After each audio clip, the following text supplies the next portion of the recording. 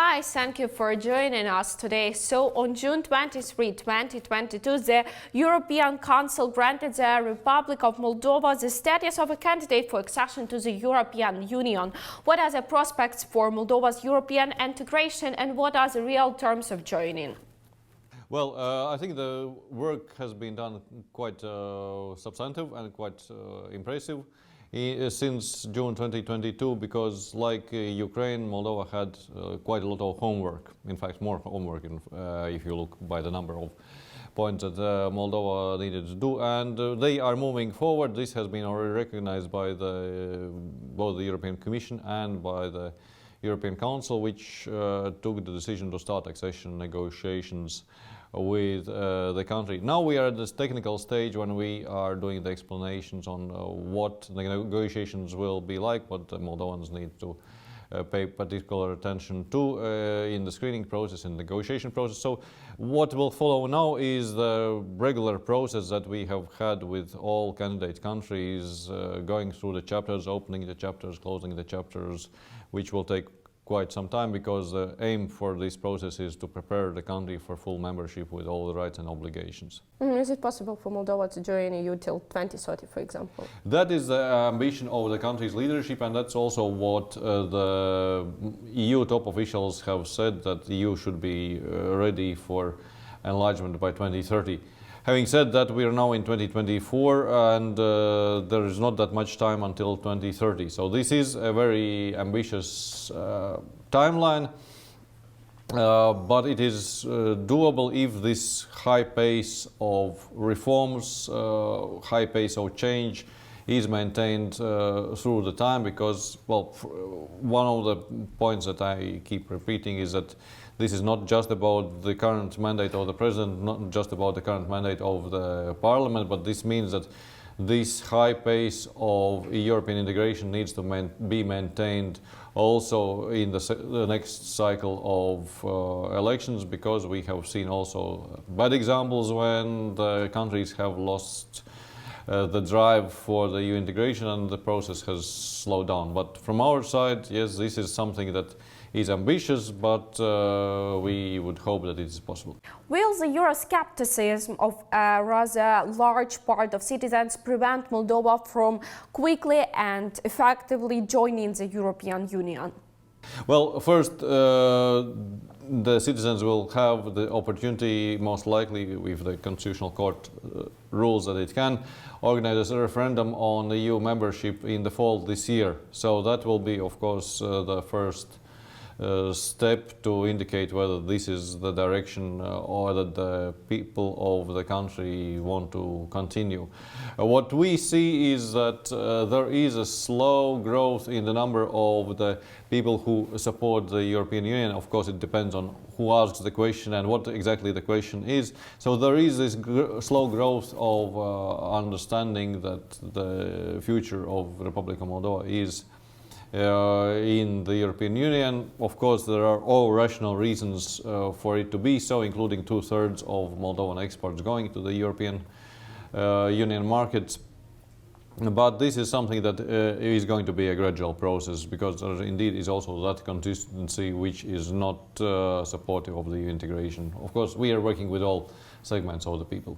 Do you think that if Mrs. Maia Sandu does not win the elections this year and her place is taken by a pro-Russian representative, which is quite realistic according to the recent polls, could Moldova suddenly stop the EU process of accession? Well, first, we have really appreciated the leadership of President Maia Sandu in the EU integration process, because I think this is much to her credit what the country has done, not only the political steps of achieving the candidate country status and starting negotiations, but all the substantive steps that have enabled this. So the reform of justice, in particular, fight against corruption, which have been personal priorities for her. So for us, we hope that the European course of the country will be maintained also after the elections, because there is also the support for this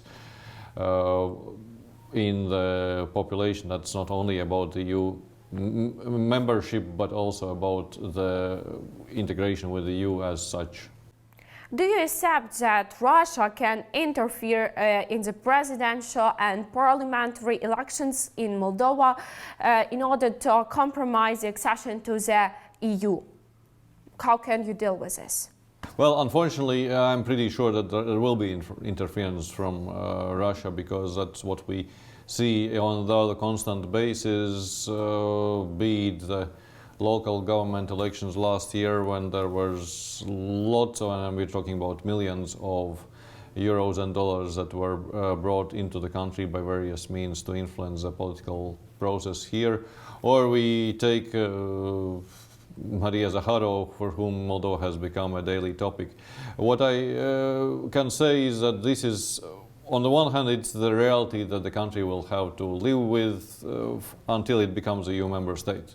Because this has been the situation with other candidate countries, that Russia has tried to slow down that process. But in the meantime, what is important is to take steps against the Russian disinformation, against the Russian propaganda, against illicit funding that comes from outside, because what we need to help is a political process that is genuine, that it is driven by, and be it pro-EU or pro-Russian forces, there can of course be legitimate public sentiments of different directions, but it is important that this comes from inside, and it's not processes that are bought. And and for that to happen, I think there are several things. One is the work of the law enforcement agencies that need to fight the illicit funds.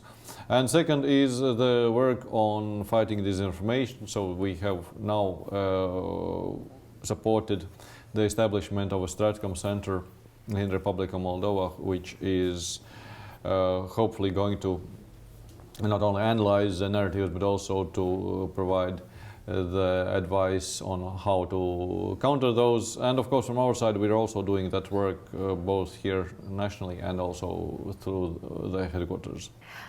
Ukraine and Moldova has simultaneously started their path to the European Union. However, both countries suffer from the Russia neighborhood in one way or another. How does the EU plan to help these countries in their fight?